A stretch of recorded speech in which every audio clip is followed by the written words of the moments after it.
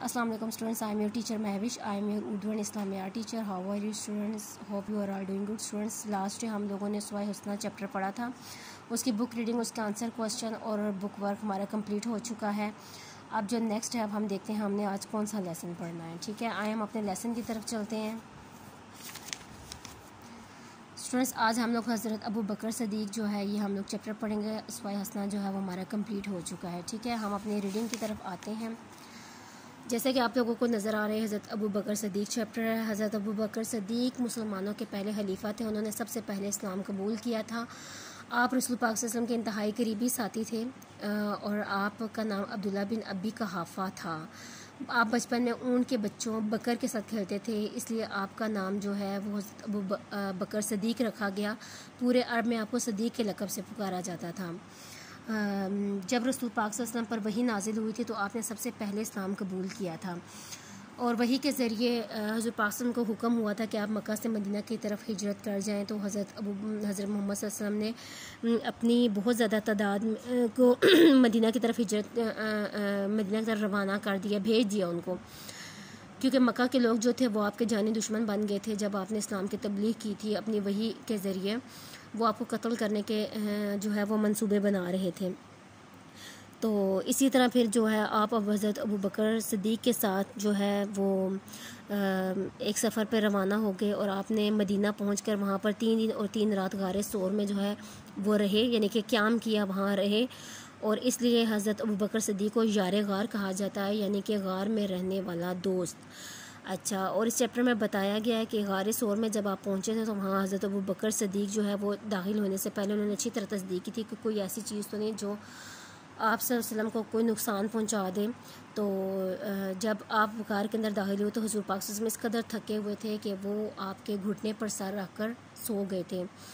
तो इसी इस्लाम में ना किसी एक जहरीले कीड़े ने हज़रत अबू बकर सदीक के पाँव पर काट लिया तो आपको बहुत ज़्यादा जो है वो दर्द हुआ, लेकिन आपने अपना पाँव हिलाया नहीं कि रसूल पाक सल्लल्लाहु अलैहि वसल्लम की आँख ना खुल जाए। ठीक है, इसी तरह आपने ग़ज़वा तबूक के मौका पर बहुत ज़्यादा अपने घर का सामान जो है वो हज़रत पाक सल्लल्लाहु अलैहि वसल्लम की नज़र पेश किया। ठीक है, यानी इस तरह के बहुत ज़्यादा वाक़यात जो हैं वो हमें इस चैप्टर में पढ़ने को मिलेंगे।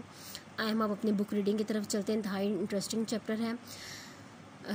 देखें जी आप लोग अपने चैप्टर की फ़र्स्ट लाइन, हज़रत अबू बकर सदीक रसूलुल्लाह सल्लल्लाहु अलैहि वसल्लम के इंतहाई करीबी साथी और बाइतमाद दोस्त थे। बाइतमाद का मतलब है भरोसा, यानी कि आप इतने ज़्यादा उनके करीबी साथी थे और आप यानी कि इतने रसूल पाक पर आपकी हर बात पर भरोसा करते थे। ठीक है, हर बात जो थी ना वो आपके हर बात हर काम पे उनको भरोसा था। हज़रत अबू बकर का असल नाम अब्दुल्ला बिन अबी कहाफ़ा था। आप बचपन में ऊँट के बच्चों बकर के साथ खेलते थे। ठीक है, ऊँट के बच्चों को क्या बोला जाता है? बकर। इसलिए इस कनीत से मशहूर हुए।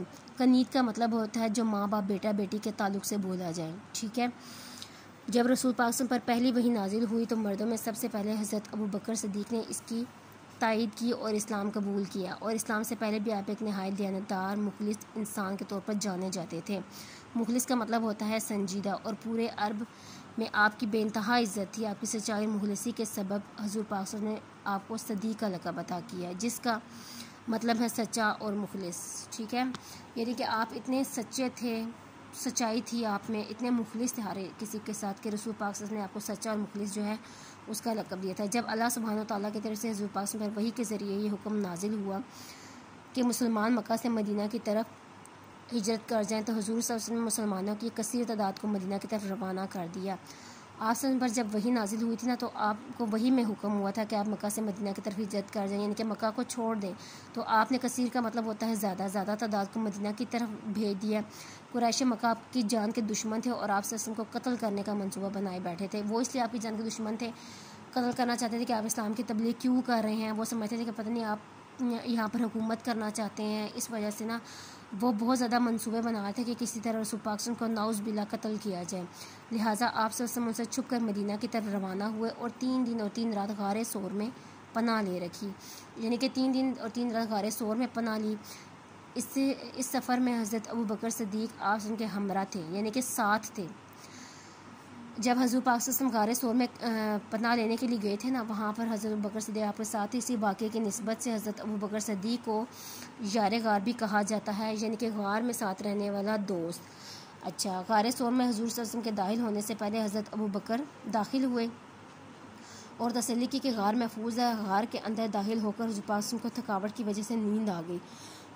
थकावट, थका हारा, जब हम कोई बहुत ज़्यादा काम करें या चलें फिरें हम लोग थक जाते हैं ना, थक हार जाते हैं इस वजह से। और हज़रत अबू बकर रज़ी अल्लाह तआला के घुटने पर सर रखकर सो गए। इसी असना में किसी जहरीले कीड़े ने हज़रत अबू बकर सिद्दीक़ के पाँव पर काट लिया। शदीद तकलीफ़ के बाद हज़रत अबू बकर सिद्दीक़ ने अपना पाँव ना हिलाया कि कहीं रसूल पाक सल्लल्लाहु अलैहि वसल्लम की आँख ना खुल जाए। देखें कितना इंटरेस्टिंग वाक़या है। यहाँ पर उन्हें उनके साथ कितनी ज़्यादा मोहब्बत थी, कितना ज़्यादा खलूस था उनके साथ कि उनको इतनी ज़्यादा तकलीफ़ थी, फिर भी उन्होंने इस तकलीफ़ के बावजूद भी अपना पाँव तक ना हिलाया ताकि उनकी आँख ना खुल जाए, यानी कि वो एक डिस्टर्बेंस होती है, डिस्टर्ब ना हो जाए। इंतहाई तकलीफ़ के बायस हज़रत अबू बकर सिद्दीक़ की आंखों से आंसू बहने लगे। चंद आंसू रसूल पाक के चेहरे मुबारक पर गिरे, जिससे आप सल्लल्लाहु की आँख खुल गई। ठीक है, यानी उन्हें बहुत ज़्यादा तकलीफ़ थी। ठीक है ना, कि उनकी आंखों से आंसू आने लगे जो उनके चेहरे मुबारक पर गिरे और उनकी आँख खुल गई। वजह मालूम हुई तो आपने अपना लाभ मुबारक हज़रत अबू बकर सिद्दीक़ के पाँव पर रगड़ दिया। लाभ होता है थूक, यानी कि अपना थूक, उनके थूक में भी शफा थी। ठीक है ना, उन्होंने उनके पाँव पर रगड़ दिया था। आप रज़ी अल्लाह तआला के पाँव की जलन और दर्द ख़त्म हो गया। ठीक है, यानी कि उन्होंने अपना जब थूक उनके ऊपर लगाया ना तो उनके पाँव की जलन और दर्द जो है वो ख़त्म हो गया है। हम अपने नेक्स्ट पेज पे चलते हैं। मुशरिकीन मक्का ने आपको ढूंढने के लिए अर्क के मशहूर खोजी की खिदमत हासिल करने लगे, यानी कि सराग लगाने लगे, यानी कि खोज लगाने लगे, यानी कि उनको ढूंढने लगे, पूछ गुछ करने लगे इधर उधर कि वो कहाँ पर है, क्योंकि उन्होंने उनको ना कत्ल करना था, नाउज़ बिल्लाह। मुशरिकीन इस खोजी कि हमरा आपको ढूंढते ढूंढते गारे सोर के दहाने तक पहुंच गई, यानी कि दहाने का मतलब होता है मुंह, यानी कि गारे सोर के, यानी कि एंट्री का जो टाइम होता है ना, जैसे हम किसी कमरे में किसी घर में इंटर होते हैं, यानी कि एक गेट, मेन गेट होता है, दरवाज़ा होता है, यानी कि उसको दहाना बोला जाता है। ठीक है, यानी कि उसके मुँह, यानी कि उसके बिल्कुल करीब पहुँच गए थे। यहाँ पहुँच कर खोजी ने कहा कि पाँव के निशान इससे आगे तक नहीं जाते। इस वक्त मुशरिकीन मक्का और रसूल पाक के दरमियान 40 गज से ज़्यादा का फासला ना था। ठीक है, इस मौका पर हज़रत अबू बकर सिद्दीक़ घबरा गए कि कहीं मुशरिकीन रसूल पाक को नुकसान न पहुंचा दें। इस पर रसूल पाक ने हज़रत अबू बकर सिद्दीक़ को तसल्ली दी और फरमाया, ए अबू बकर गम ना करो, बेशक अल्लाह हमारे साथ है। क्योंकि हमारे नबी पाक सल्लल्लाहु अलैहि वसल्लम थे, अल्लाह हमेशा उनके साथ था, उन्हें अपने अल्लाह पर बहुत ज़्यादा भरोसा था, तो कौन उन्हें किस तरह नुकसान पहुंचा सकता था। हालांकि मुशरिकीन जो थे ना, उनको शक हो गया था कि इस गार के अंदर कोई ना कोई मौजूद है। इस वजह से हज़रत अबू बकर सिद्दीक़ जो थे वो डर गए थे। मुशरिकीन मक्का में से एक ने कहा कि हमें गार के अंदर जाकर देखना चाहिए। इस पर एक शख्स आगे बढ़ा ही था कि रुक गया। लोगों ने वजह पूछी तो बोला, इधर आकर देखो, यहाँ जंगली कबूतरों का एक जोड़ा घोंसला बनाकर बैठा हुआ है।